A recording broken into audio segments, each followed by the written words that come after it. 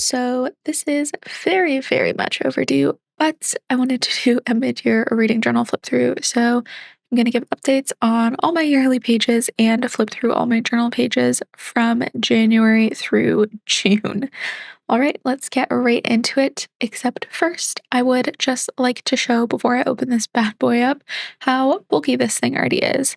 I love seeing journals expand throughout the year, and I love looking at my journals side by side at the end. Okay, let's actually dive into the journal now. First things first, I'm happy to say this journal has not split yet. My past two reading journals have both split on this first page entirely from the binding. So I'm so happy that this journal hasn't had that happen. Fingers crossed it stays that way. Then we have my page tracker. This is coming along really nicely. I just really love seeing all the colors and seeing how you can really easily see where I've been really into reading or when I've fallen a bit more into a slump, like I did in April and May. Next up, my release radar, a little explanation of the little icons on these. If it gets crossed out, that means I don't want to read it or add it to my TBR anymore for one reason or another. The dot means I have the book in one way or another. Either I pre-ordered it, purchased it after it was out, got it in a book box, got it from the library, or got an ARC of it. And then the little X's mean I've actually read it.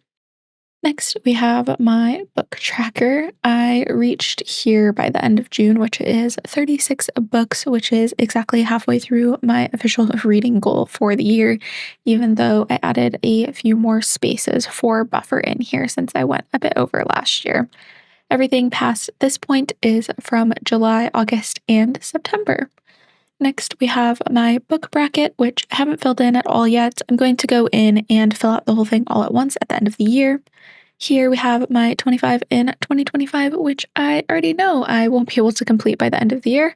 I already have a pretty good idea of how I'm going to modify this to make it a bit more manageable next year so I can actually complete it and feel satisfied and happy about having it in my journal. And then my series and DNF tracker.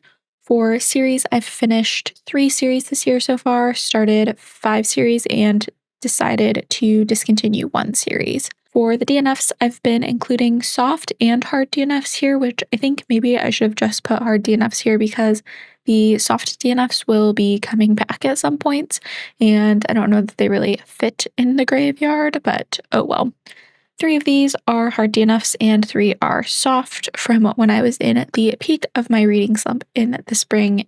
Here's my physical TBR tracker. I love how this is looking so far, and I actually think I might get pretty close to coloring in all the books in here by the end of the year, which is pretty rare for me.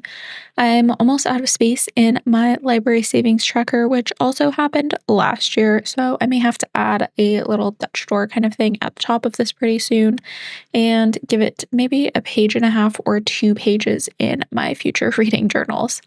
My last 2 pages in here, I need to figure out what to do with the spread I initially intended for my book club tracker because the book club I was in that this was going to track got canceled in March, so I never actually used this because for the sizing of the boxes I made, I needed to print 3 covers per little mini printer page, and I still haven't decided what I want to do with it.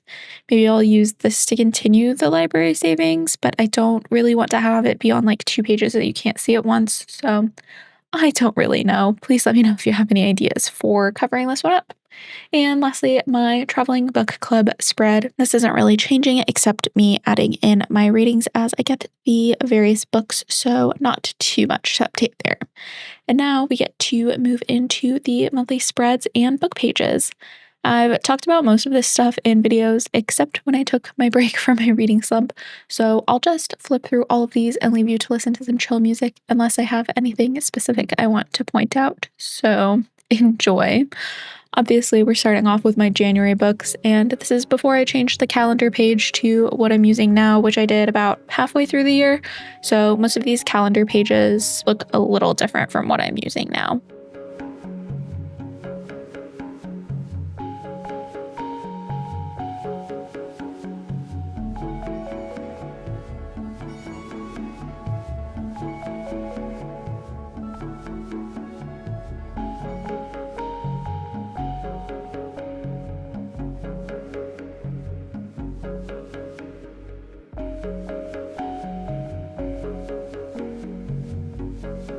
Moving along into February, this is definitely my favorite monthly intro page for the entire first half of the year. I just love it so, so much.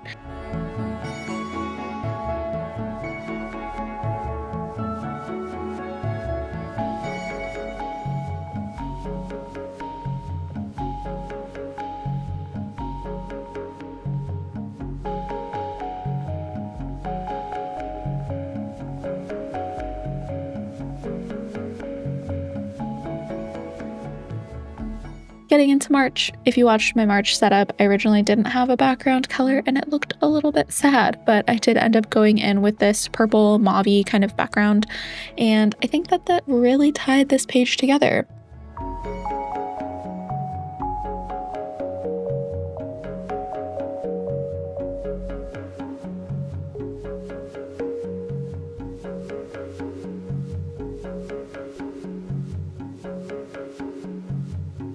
I'll stop right here really quickly just to explain this spread. I use this to keep track of all of my reads for the Trans Rights Readathon, which happens leading up to the Trans Day of Visibility every year, which is March 31st.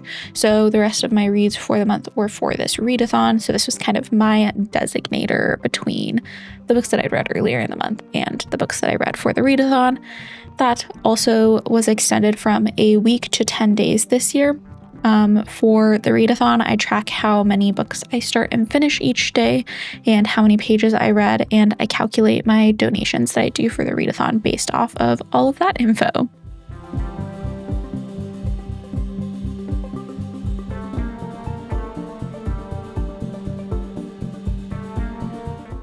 And then this last book in here, I actually DNF'd in April, but I figured it was okay to kind of backtrack 1 month to put this in so I didn't have to use an extra page and have a blank space at the end of April.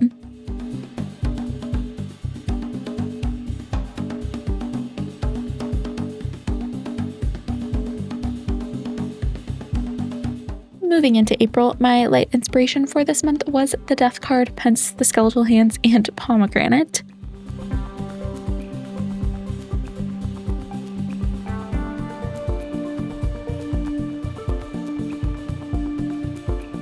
Then moving into May, the inspiration was the Empress card. This is also the last time I used the calendar like this, where I designated between days I was actively reading versus days I hadn't read a specific book. I felt like it was really a duplication of information to my page tracker, so that's why I switched it up in June.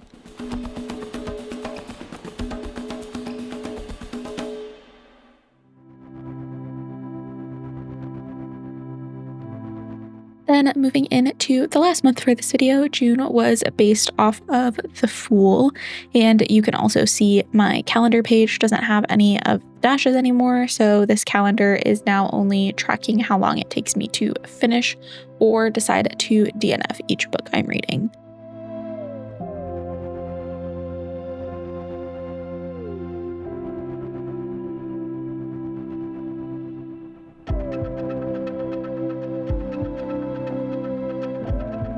And then the last page here, I kind of think I shouldn't have put the honeys on here because I soft DNF'd that because I just didn't like the audiobook format. And then for the unmapping, I pretty much decided at the end of May that I was going to DNF this one.